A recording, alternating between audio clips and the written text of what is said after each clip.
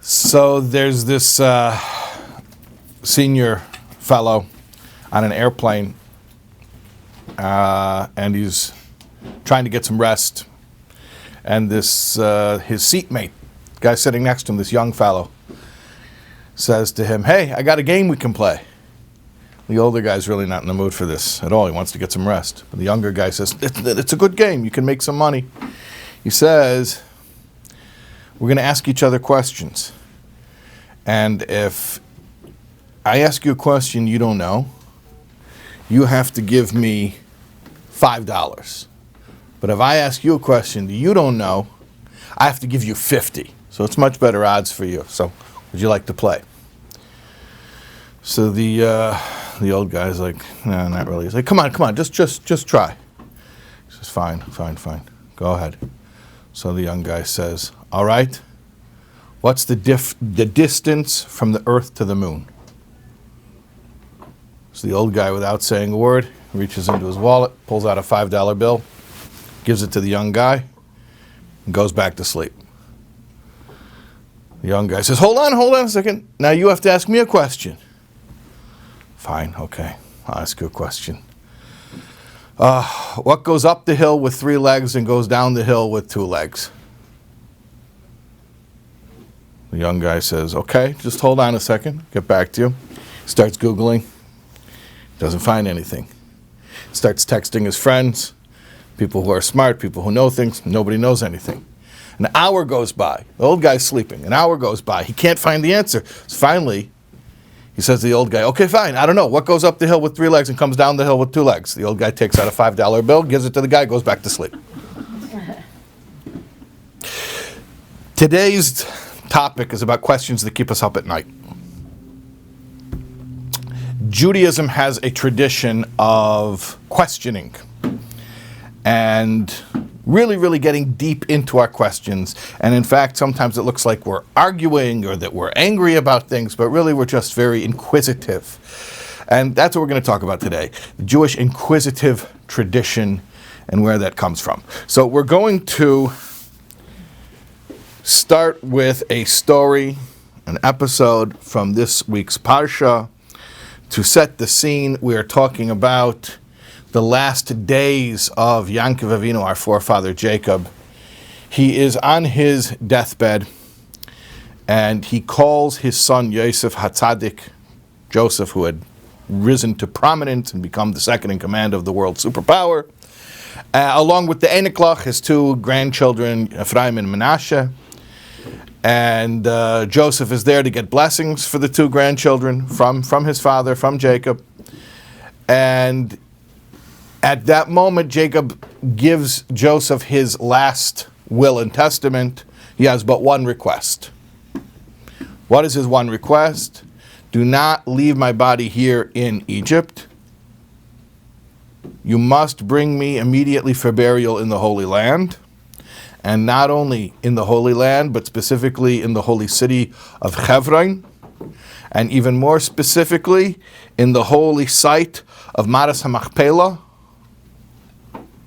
the cave of Machpelah, the double cave, which is the burial site of Adam and Chava and of Avram and Sarah. We know that Avram bought that land. We read about it in Parshas Sarah. And of Yitzchak and Rivka. And Leah has been buried there, and now Yaakov wants to join her there. Okay. The elephant in the room. You know, I bought my friend a birthday present. I bought him an elephant. He said, thank you. I said, don't mention it. Get it? Don't mention it. That was a hilarious joke. I didn't even get a response. Okay, at any rate, don't mention it. You're not supposed to mention the elephant in the room. What's the elephant in the room? Okay, Yaakov Avinu is telling Yosef, whatever you do, please do not leave me here. You must make sure to bury me in Chevron, in the Maras Machpelah. That's the only place where you can bury me. What's the elephant in the room? Rachel. Not that he should be buried with her, but she should have been buried with him, right? Yeah. So, and who is Rachel? I mean, in relation to Yosef? That's his mother. So he's telling his son, who's this powerful man, he's really, in title, he's second in command, but really he's the most powerful man in the world. And he's saying to his son, listen, I want you to use all of your connections and your power to make sure that I'm buried in this special spot. I don't want to be buried anywhere else. Oh yeah, your mother was buried at the side of the road. We buried her right where she passed away, on the side of the road. We didn't give her that benefit. So in other words, until that moment, Yosef could have thought to himself, okay, so my mother wasn't buried in that place, but maybe it's not such a big deal to be buried in that place. But now that Yaakov is saying, this is my last request and my only request, it's pretty clear that it is important to be buried there. So that's the elephant in the room. And Yaakov mentions the elephant in the room. And let's just look. Perek Mem Ches, chapter 48, Pasuk Zayin, verse 7. Va'ani bevayi mi Padon, and as for me, when I came from Padon, Mesa olai Rachel passed away. Be'eretz Canaan, in the land of Canaan, Baderech, on the way, on the road.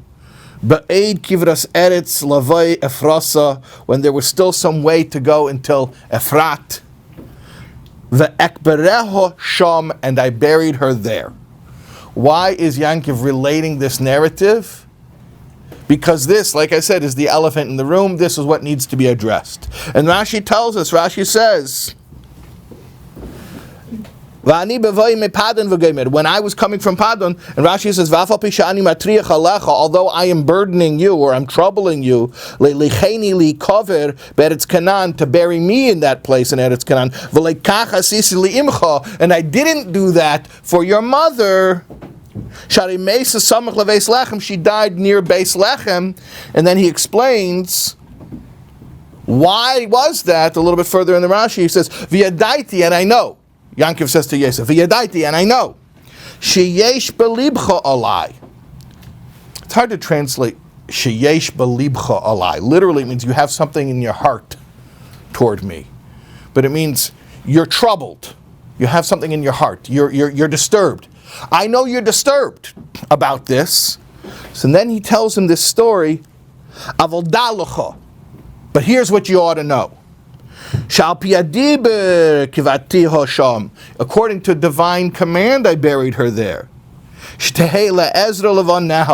will be an assistance, a help to her children.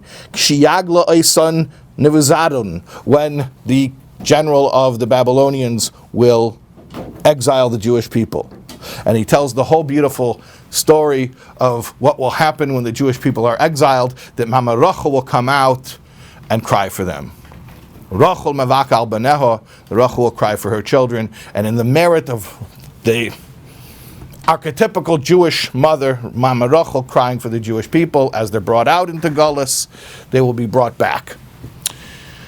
So that's the explanation. That's the beautiful story, yeah? Did Yosef himself go to his mother on the way from He also passed by, that's true. Yeah.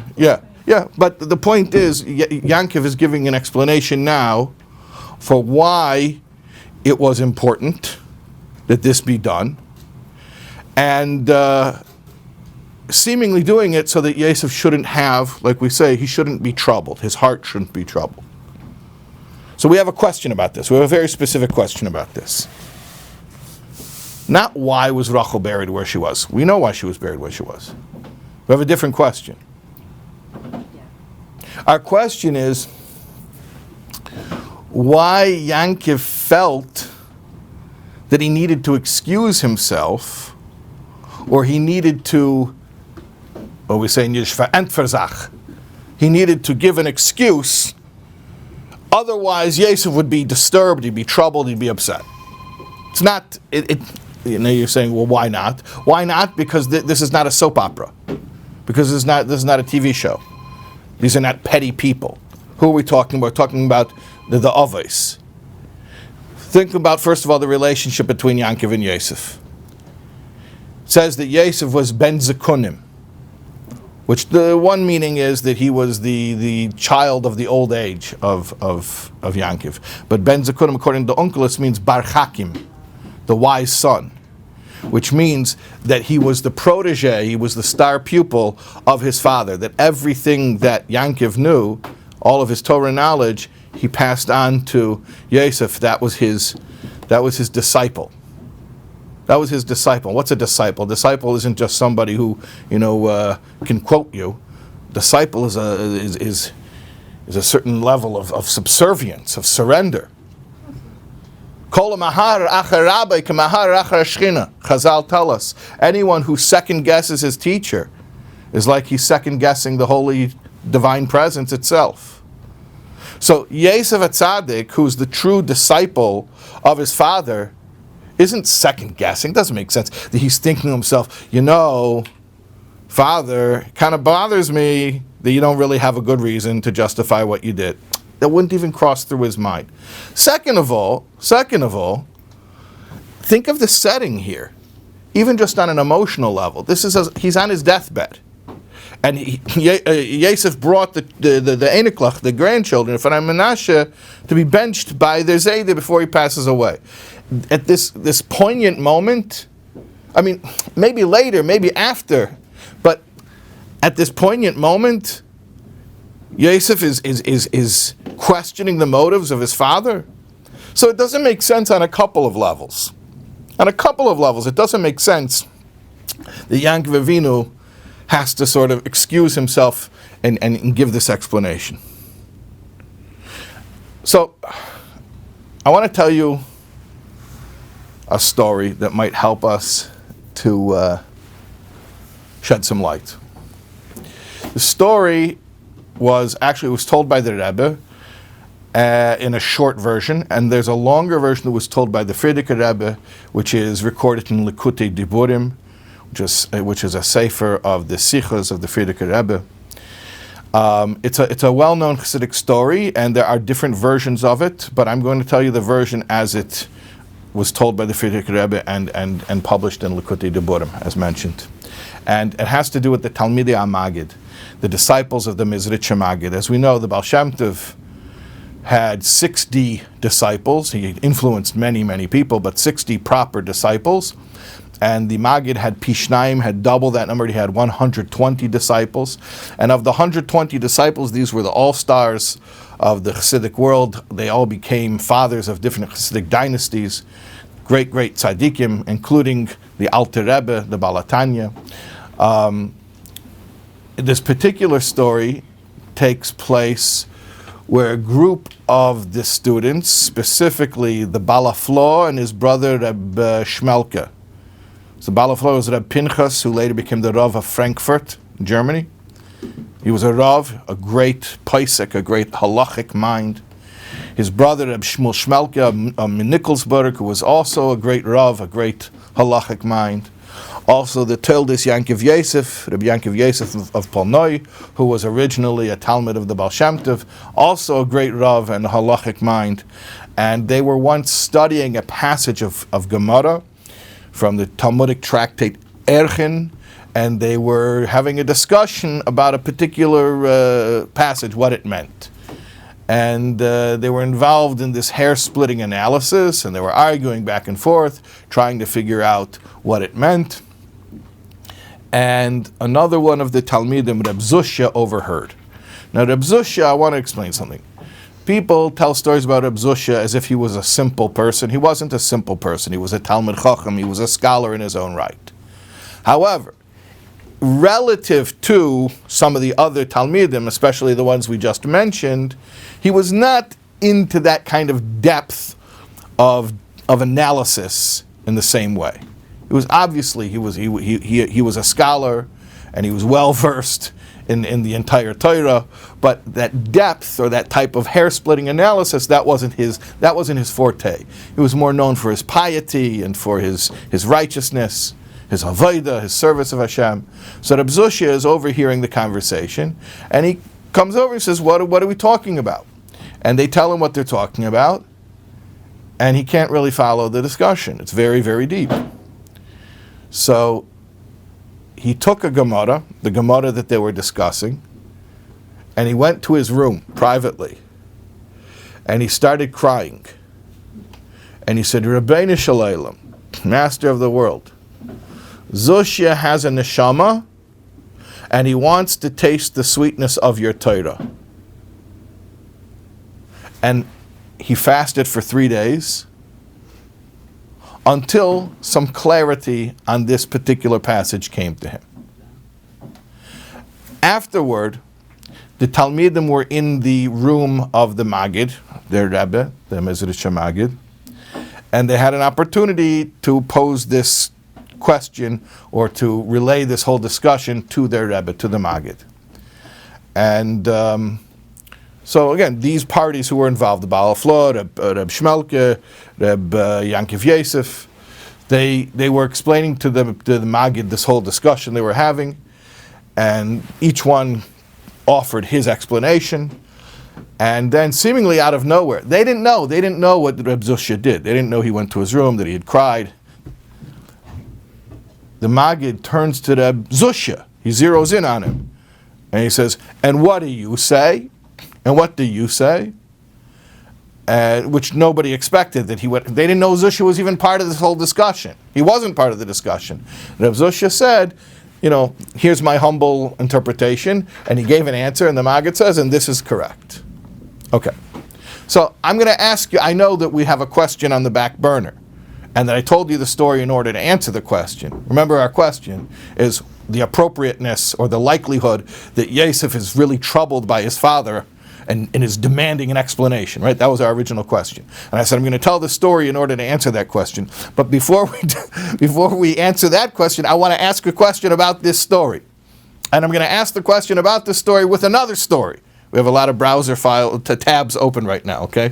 But you can do it? Okay, fine. We're going to open up another tab here. What's the most famous Reb Zusha story? You know the most famous Reb Zusha story? I think. I didn't do a poll. I don't know scientifically. But I think the most famous Reb Zusha story is Reb Zusha was on his deathbed. And he was crying. And the Talmidim said, Rebbe, why are you crying? He says, I fear judgment. Rebbe, why do you fear judgment? You lived a life of perfect purity and piety. If you fear judgment, it doesn't bode very well for the rest of us. We don't hold a candle to you. He says, my children, don't think that I'm afraid that I'm going to pass from this world and I'm going to come to the heavenly tribunal and they're going to review my life and they're going to look at me and going to demand from me, Zusha, why weren't you like Avram Avinu? Don't think that I'm afraid they're going to look at my life and they're going to look at me and they're going to say, Zusha, why weren't you like Moshe Rabbeinu? What I'm afraid of is they're going to look at my life and they're going to look at me and they're going to say, Zusha, why weren't you like Zusha? Okay, famous story. So here's my question. If everyone just has to be the best them that they can be, so who says you have to be a scholar? So these other students, they were the scholars. So that was their thing. Why does it have to be his thing? Why does he have to go to his room and weep and cry that he's not able to participate in the scholarly discussion? Everyone should just be good at what they're good at. But the answer to the question is in the story. He said, Zusha has a neshama and he wants to taste the sweetness of your Torah. It's not a question about keeping up with others or comparing yourself to others. It's a question of the fact that a neshama needs that connection. And tasting the sweetness. What does it mean to taste the sweetness of the Torah? Tasting, the word for taste is tam, which is also the word for reason. Tes ayin mem. When you know the reason, that's the taste, that's the gishmak of Torah. Every yid with a neshama, which means every yid, needs to be able to taste that sweetness. So it's not like I want to be smart or I want to compete with the scholars or I want to be known as a scholar. It has nothing to do with it. I need that connection, and I don't want to be deprived of that connection. And therefore, if there's some aspect of Torah knowledge that is being withheld from me, that should disturb me. That should upset me until I weep, like Zusha. Now, I don't know if all of us are on the level that if we weep about it, the answer will be revealed to us. But definitely the weeping is something to emulate. The idea that there's something in Torah that I don't understand, and that itself is disturbing to me. Because I want that connection. When the Jewish people promised Hashem before we received the Torah, Nasa v'Nishma, what does that mean? The Gemara says we were given 2 crowns, one for Nasa, one for Nishma. If the whole point was obedience, that we put Nasa before Nishma, we will do before we will listen, then we should have been given 1 crown, a crown for obedience. Why were we given 2 crowns? Why was Nishma, we will listen, we will later find out the reason, also worthy of a crown? And it's very simple. Because it's not just we will do before we understand. Because if that's all it were, then just do and never understand. It's we will do, and even after we're doing, we'll be interested enough to say, Hashem, please, you don't need to convince us to do it, we're already doing it, but we want to get to know you better. Mm-hmm. And if we can have insight into your mitzvahs, this will make us closer. So, Nasa is, I'll do it, and I don't need to be convinced because Hashem asked me to do it, that's enough of a reason. Nishma is, and now I'm so fascinated, and I'm so interested, and I so much crave closeness with Hashem, that if I have a way of getting close by knowing some of the reasons of His mitzvahs, then I desire that connection. I yearn for that connection. That's the Jewish inquisitive tradition. I'll tell you one more story. There was once a wealthy man who was somewhat of a scholar, and he wanted a son-in-law who was a scholar. So he went around to the different yeshivas, and he would he would give tests to the bachram, whoever the eligible bachram were, who were ready to get married. And he'd go from town to town. He had a certain problem, Talmudic problem that he would pose to all the bachram, and nobody could answer it. So he comes to one town, he does his usual thing, he asks the Rosh Hashiva, who are your top bachram, and he has one-on-one meetings with them, and each one he poses the same question, and they offer different answers, and nobody can answer it. So he does this in one particular town, and none of the bachram could answer it, and then he tells his wagon driver, tomorrow morning, early in the morning, right after davening, we're leaving town. So the next morning, he gets up at dawn, he davens, and then he gets in his carriage, and he's leaving town. As he's leaving town, he hears pounding feet behind him. And as the pounding of feet gets louder, he looks out the window and he sees this bachar, one of the bachram he had met yesterday, is frantically running after the carriage, waving after him. So he tells the wagon driver, stop a second. He looks out the window and says, bachar, what do you want? He says, don't leave, don't leave, don't leave. He says, what do you mean don't leave? We're done. We did our thing, we're done. He says, please don't leave. He says, Bacha, what don't you understand? I asked you the question, you didn't know the answer, I'm going to the next town now. The Bacha says, fine, that's fine. He says, but please, you got to put me on my misery. I couldn't sleep all night. Just tell me the answer. You can't leave town before you tell me the answer. I know the test is over, but don't leave town until you tell me the answer. So the wealthy man, sitting in the carriage, he looks at this bachar and says, you're the first one to do that. Get out, climb aboard. You're the son-in-law. That's what he was waiting for. He was waiting for the bachar who would run after and say, but you can't leave me until you tell me the answer. So let's return to our original question. Yaakov Avinu's on his deathbed. He makes one request, simple request. This is where you got to bury me. Yosef's not questioning it. He knows that his Rebbe has a darn good reason. He's not questioning it for a second.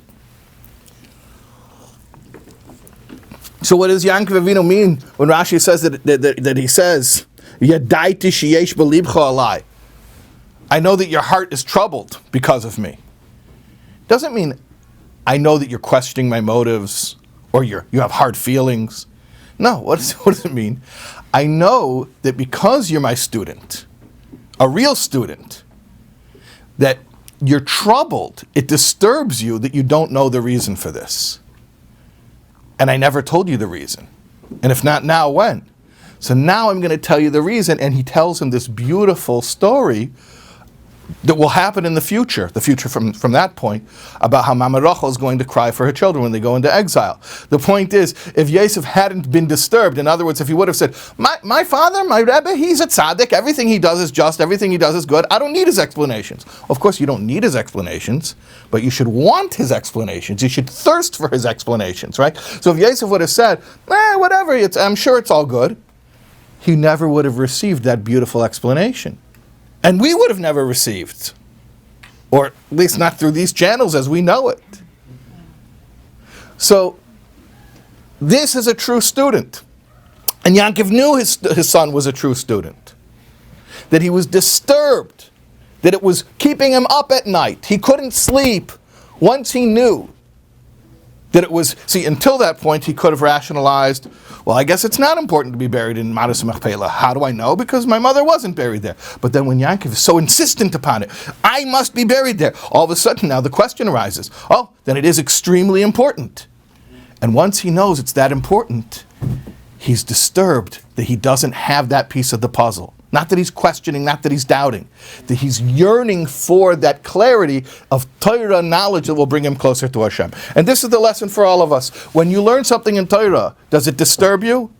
Or you just shrug it off and say, it's okay, it's fine. Torah has its opinion, I have my opinion. I'm sure the Torah is right. Torah is holy, Torah is smart, Torah is Hashem's wisdom, it's right. But, I have my own view and that's okay. No, it's not okay. It should trouble us on an emotional level when we cannot align our seichel with Chachmasei Shel HaKadosh Baruch Hu. And this is the Jewish inquisitive tradition, to be troubled, to be disturbed by Torah. It's a good thing to be disturbed by Torah, always asking the question, always yearning for that connection.